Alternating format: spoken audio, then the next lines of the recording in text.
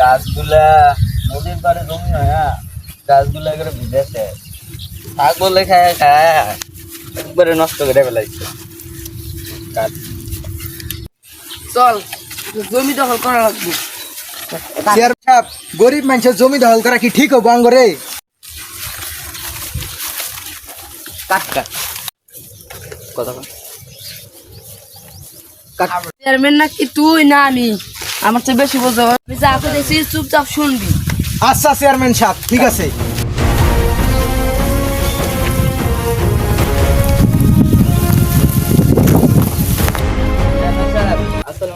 কাট কাট গরিবের সাথে হঠাৎ আপনি আটক।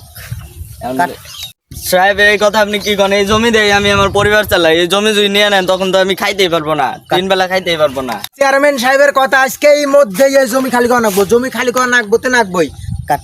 চেয়ারম্যান সাহেব আমার জমিটা আপনি নিন না স্যার, এই জমি দিয়ে আমার পরিবার চালাই, 2 বেলা খাইতে পারি না, আমি পরে রাষ্ট্রে 1 বেলা খাইতে পারবো না। কাট। আমার বাপ দাদার জমি, তোমার সব জমি আমার, আমার জমি আমি দখল করবো তো তখন কি? কোন থেকে আইছে রে? চেয়ারম্যান সাহেব আমার তো এগুলো জমির দলিল আছে, এগুলো এই জমি আমার, ওই জমি আমার। 2 ঘন্টার মধ্যে সব জমি ফাঁকা করবি। বাড়িতে যাই। চলেন চেয়ারম্যান সাহেব।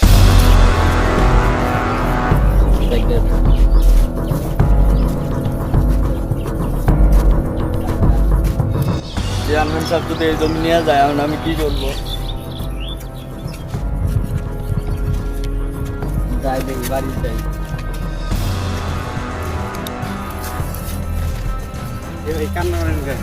সব আমার এগুলো জমি সব দখল করে নিতেছে, বলতেছে এগুলো বলে ওর জমি, এগুলো সব দলিল আছে আমার কাছে। কাট। চলেন তো চেয়ারম্যানের কাছে।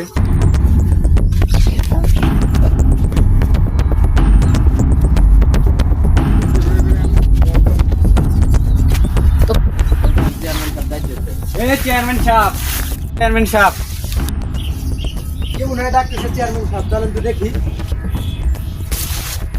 কে ডাকে আজকে। লোকটা নাইনি। হ্যাঁ, যে আপনাকে জমি দিতে চাইলো না, কান্না করলো চেয়ারম্যান সাহেব। এনার জমি আপনি দখল করতে চাইছেন কেন? সব আমার জমি, আমি কখন দখল করি না করি এটা আমার পক্ষ লাগবো। আরে চাচা, আপনি খেপতেছেন কেন? ইচ্ছা করলে তোদের মাইরে হলাইতে পারি। আপনি আমার কলার ধরলেন কেন? ও চেয়ারম্যান কার দিল? কত বড় সাহস!